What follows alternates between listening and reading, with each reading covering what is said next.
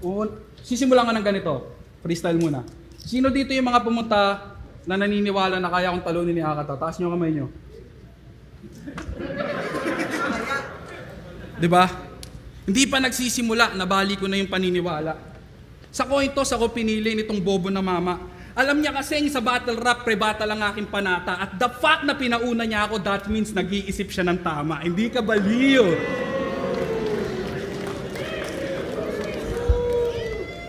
Tangina mo, Nicole, good morning! Pangalan pa lang, alam nyo na kung ba't punong-puno to ng galit. Lumabas siyang walang bayag sa ultrasound. It's a girl! So yung mga magulang mo excited. Nagpasadya agad ng kobre ka, masama na nahi. Sinuyod agad yung market. Kaso nung lumabas kang may bayag, mas nang hinayang pa sila sa gamit. Ba't pa daw papalitan yung Nicole na paburda na sa blanket? Tangina mo ha, paalala ko lang ha. Bago ka naging Akata, may 22 battles kang naging bano at naging ulam ng mga troll. Nagtago sa pangalang Nico, full name Nico Nachor. That means kinahiya mo yung pangalan mo, ihumang itanggitol kasi ayaw mong marinig si Arik ng mag-ingay para kay Nicole. Inang-ina mo, angas mo, Nicole pangalan mo. Tapos babalik ka dito na Akata, kala mo hindi ka tanga. Kinangina niyan, sabi niya kay Rapian, anong silbi ng pagcha-champion mo sa FRBL? Bumaba ba yung presyo ng bigas? Ha? Ano connect nun? Pag nanalo ka ba, magro-rollback ba yung gas? Ano kalaban nung Petron? Tangina mo, sa FRBL nanalo, hindi sa eleksyon. Tanginan to, 10K lang yung napalalunan, tapos bibigyan mo ng problema ng bansa kung di ka ba naman isa't kalahating bopis. O sunugan at flip-top champ kaharap mo, ano problema ko, world peace? O, champion, sasabihin, naghahabol, ulul. Para sa inyong kaalaman, January pa lang dapat may nakakasa na kaming laban. Kaso tong idol niyong pa-famous, pasimple kong iniilagan. Baka mawala daw yung gutom ng pagiging kampyon at tuluyang mapanghinaan. Kaso nakaraan lang lahat kayo pinakitaan. Kakatunaw lang ni Sendlock sa tiyan ko, di pa ako nalilipasan. Baliw!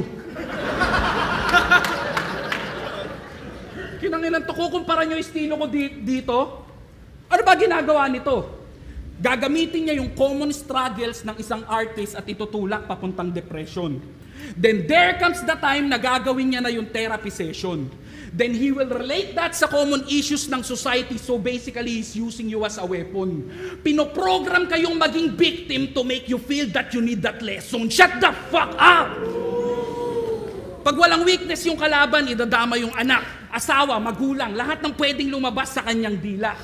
Kung kailangan patayin, rapin, paulanan ng suntok at sipa. Alam niya kasi yung masakit at yun yung mismong nakakalungkot makita.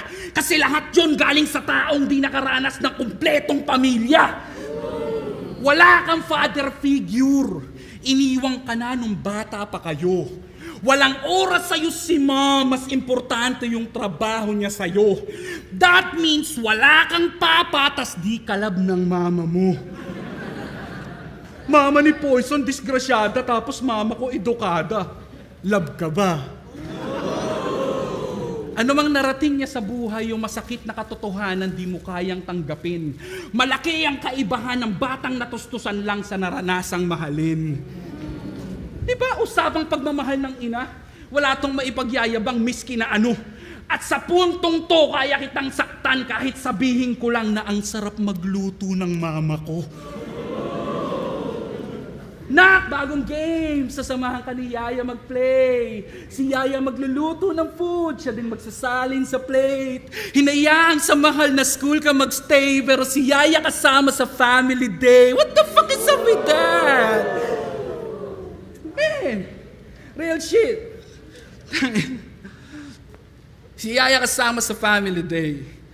Kasi, facts, the more na nagdadamay ka ng mahal sa buhay, the more na mabibring up ang iyong loved ones. The more na may binabastos kang anak, the more na madadamay si ritmo sa laban. Pero wag kang mag-alala, hindi ko na ginagawa yan at wala akong planong bumaba dyan. Sapat na sa aking makita kang nabubuhay na parang wala kang iniingatan. Sige, hukayin mo yung buhay ko. Ano makikita mo? Usapang battle rap? sunugan at flip-top ako may hawak ng kampyonato. Sabi mo, pangarap mo maging artista, ako gumagawa ng gusto mong trabaho. Sa labas nito, meron akong magulang na tuwan-tuwa sa mga ginagawa ko. Tahimik na pamilyado, asawa at mga anak na laging may laman ng plato. Ngayong ka-therapy session, tignan natin yung mga pinaggagawa mo. Subukan natin kung tatalab yan sa kontento at masayang tao, tarantado.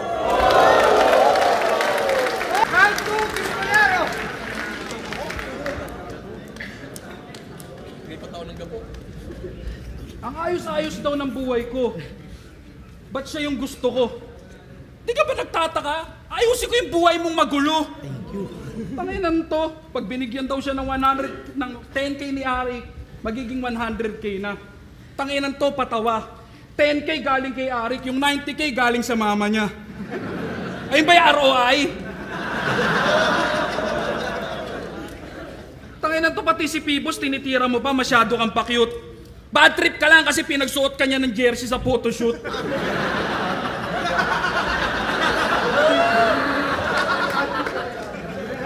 Diba? Tinanggap mo pa rin yung battle kasi kailangan mo ng pang bills. Kahit dun sa poster, mukha kang endorser ng Hot Wheels. Tangina mo. Biggest flex niya bilang gangsta, nanapak daw siya ng tulog na gwardya. Puta, lupit nun, parts. Nanapak ka na lang ng guard yung hindi pa on guard, tangina. Kasi the fact na kinuwento niya yun sa flip-top, sa vlog, kay Dog Brock, that means proud ka. And it also means na lahat kayo panis. Sinapak ko yung gwardiya ng subdivision namin, ganun ako kabangis. Ulul, hindi yan gangsta shit, tawag dyan gangsta shish. Tanginan to, kala mo, sampalin ko kaya mukha mo, tol. Oh. Tanginan to, subdivision gangster. Kala mo talaga nagpapaulan ng bala? May pahud-hud pa, tas yung hood nyo may gwardya. Gago tol dun sa hood, pag may riot, nagsusumpa ka, no? Kaya nagbabatuan ng pillbox, bote, bato. Kala mo talaga palabas. Dun sa hood nyo, pag may riot, nagpupukulan ng Aqua Plus.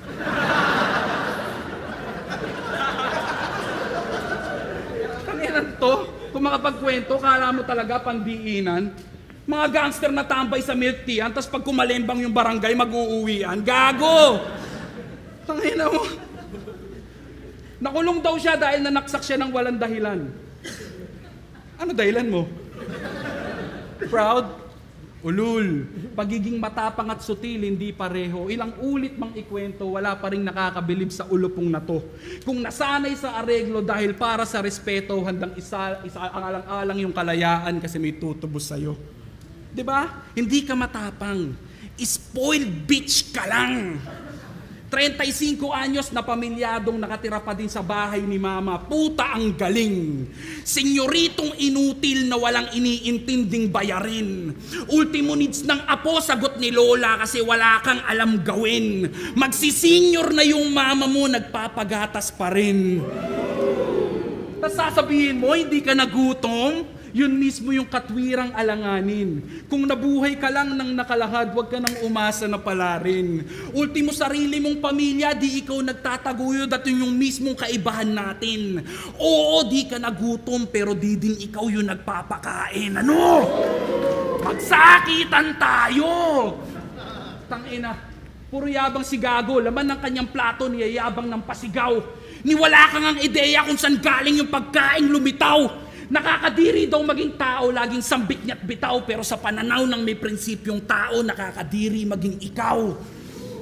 Tangina, malaking bahay, marangyang buhay, pero sa likod ng pintong pinakikita mo sa amin, yan yung tunay na nangyayari. Mga kapatid mo, may kanya-kanya ng buhay. Kwarto mo lang ang di nababakante.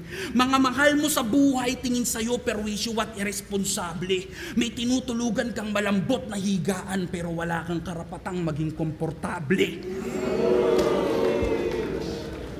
Na? Ang ina mo, kaya kitang saktan mentally, emotionally, o kahit umabot pa tayo sa pisikalan.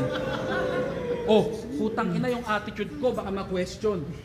Binibigyan ko lang kayo ng pagkakataong bigyan pa siya ng simpatsya. Hindi niyo pa ba gets yun? This dude is feeling pain right now dahil totoo lahat ng na-mention at para mailabas mo yung init, ako na nag-apply ng tension. ilabas mo yan, bro! Pistol here! Round 3, pistolero. Pati si Andy G, dinamay. Dinamay niya din. Porket kinaladkad niya yung QC, makikisabit ka din. Di ba, pansin niyo ba kung sino-sino nirereklamo? Ang lupit ng banat mo, par. Pati yung pagpaparapol ni Tipsy din ng konche, dinamay para makapagpaandar. Tanginan to. Round 1 at round 2, napakinggan nyo. Lahat ng masasakit kong sinabi, buong-buo niyang sinalo. Ngayong round 3, di na ako magpapatumpik-tumpik pa. Pag-usapan natin yung corn beef, tangina mo. Tanginan to, nagrarant sa sulugan. Corn beef lang daw pinakain sa kanila nung ahon. Talaga ba? O tangina mo, nung dinner silang seta, nakapila na sa buffet, di pa nilalabas yung lechon sa kahon. Tangina, corn beef lang pinakain sa amin, ba't naman ganun? Malamang ko, tangina mo, ano ba trip mong almusal nun? Tangina mo, nagtatago na lang tayo sa resort para mairaos yung event, tas gigising ka, nakala mo taga ron. Demanding kay Ari kang puta, papa mo ba yun? Breakfast nga, breakfast. Ano ba gusto mo? Ipagluto ka ng cheeseburger, toasted bread with lettuce, tomato at extra sauce? Sa drinks may tubig, coffee, lemon at extra juice? Puta, lupit naman ni boss.